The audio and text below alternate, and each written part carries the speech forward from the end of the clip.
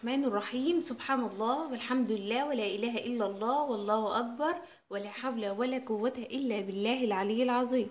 ألا بذكر الله تطمئن القلوب. أهلا وسهلا بكم في قناة يومياتي مع حماتي، معكم أم رقية.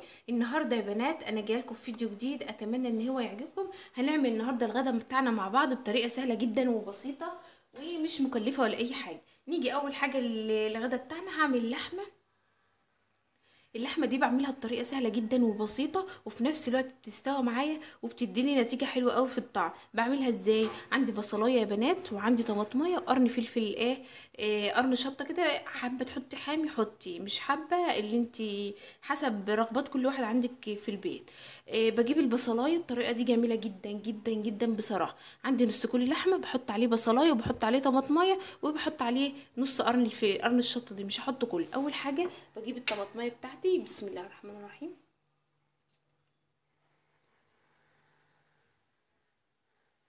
واقوم جايه مقطعه الطماطميه بتاعتي كده اربع كده اهو.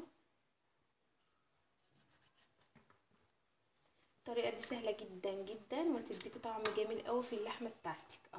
بخرطها كده عشان ايه؟ انا هاخد كل اللي معايا دوت وهضربه في قلب الخلاط، بحيث ان الخلاط بتاعي يعني ما يبصي وفي نفس الوقت يقدر يفرم الطماطم. حطيت الطماطم وبعدين هجيب البصليه بتاعتي برضو اقطعها كده اهو.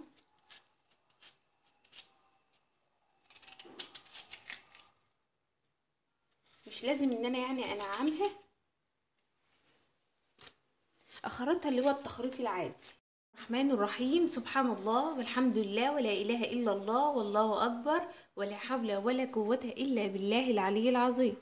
ألا بذكر الله تطمئن القلوب. أهلا وسهلا بكم في قناة يومياتي مع حماتي، معكم أم رقية. النهاردة يا بنات أنا جايلكم في فيديو جديد، أتمنى إن هو يعجبكم. هنعمل النهاردة الغدا بتاعنا مع بعض بطريقة سهلة جدا وبسيطة ومش مكلفة ولا أي حاجة. نيجي أول حاجة للغدا بتاعنا، هعمل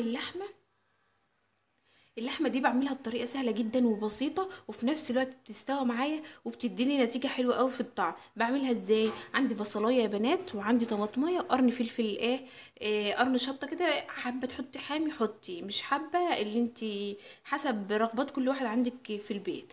بجيب البصلايه، الطريقه دي جميله جدا جدا جدا بصراحه. عندي نص كل لحمه بحط عليه بصلايه وبحط عليه طماطميه وبحط عليه نص قرن الشطه دي، مش هحط كله. اول حاجه بجيب الطماطميه بتاعتي، بسم الله الرحمن الرحيم،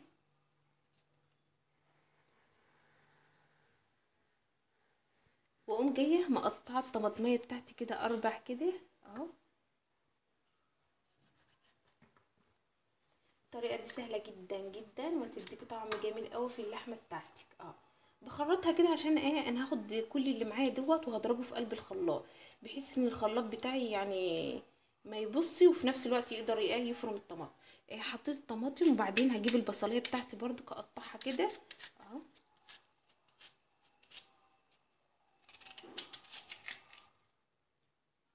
مش لازم ان انا يعني انعمها، اخرطها اللي هو التخريط العادي. حطيت اللحمه على النار اهيت، هسيبها ان هي تتشوح معايا خالص، يعني تشرب التتبيله بتاعتها دي كلها خالص وتنشف. وبعد ما بتنشف بقوم جايه مزوداها ميه سخنه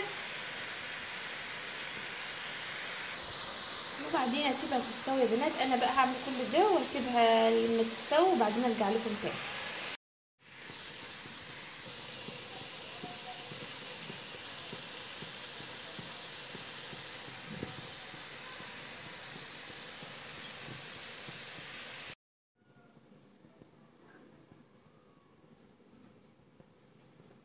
اللحمه يا بنات تستوى معايا كده. ابتديت ان انا جبت الفاصوليا بتاعتي اهيت، اللوبيا قصدي، غسلتها ونضفتها خالص وبعدين سلقتها وبعدين حطيت طماطم كده، يعني 3/4 الشفشق كده طماطم، وكمان خرطت بصلايه كبيره. بعملها جدا بطريقه سهله جدا وبسيطه. يلا نروح على البوتاجاز ونشوف احنا هنعمل اللوبيا بتاعتنا ديت ازاي. بنات بعملها، بحط في قلب الحله بتاعتي شويه زيت على سمنه، سمنه بلدي. لو ما عندكيش سمنه بلدي، انا دلوقتي عندي ليا ضاني. ابتديت ان انا اسيحها كده على شويه زيت، بتدي طعم الاكل جميل جدا جدا. وهديت النار عليها وبعدين بنزل بالبصلايه، بسم الله الرحمن الرحيم.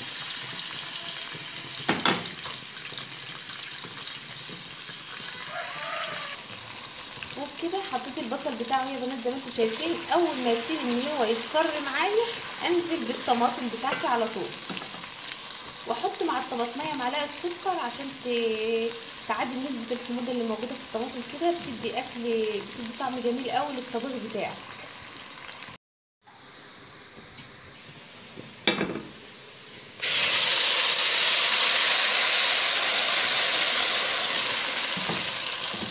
الطماطم اتسبكت معايا خالص اهي زي ما انتم شايفين. يعني ايه اتسبكت؟ يعني جابت الزيت والسمنه بتوعها على الوش كده، وحطيت لها البهارات بتاعتها طبعا، بس الاذان كان بيدن فقلت بقى احطها وبقول لكم اللي انا حطيتها. هنزل بقى بالشوربه بتاعتي وتغلي، وبعدين اقوم جايه نازله باللوبيا بتاعتي، يبقى كده خلاص. هي كده طريقه جميله جدا وسهله ليه. خلصت الاكل بتاعهم ما شاء الله عليه، جميل جدا والله، طعم ولا ريحته حاجه جميله خالص. وكمان عملت الرز بتاعي رز بشعريه جميل مفرفر معايا اهوت، عملته معاكم قبل كده بطريقه سهله برضك. حمرت الشعريه، وبعد ما حمرت الشعريه حطيت الرز عليها، وابتديت ان هما يتشوحوا كده مع بعض. وبعدين حطيت الميه، ولما غلي معايا الميه غلت وابتدي الرز يغلى معايا، قمت جايه موطياه. وزي ما انتم شايفين ما شاء الله عليه جميل جدا، انا بحب الرز بشعريه. وكمان اللوبيا بتاعتي ما شاء الله عليها جميله جميله جميله، وريحتها حلوه خالص. واللحمه برضك جميله برضك. والخس بتاعنا الجميل اهوت خس بلدي بنحبه بصراحه على الاكل، بيبقى جميل.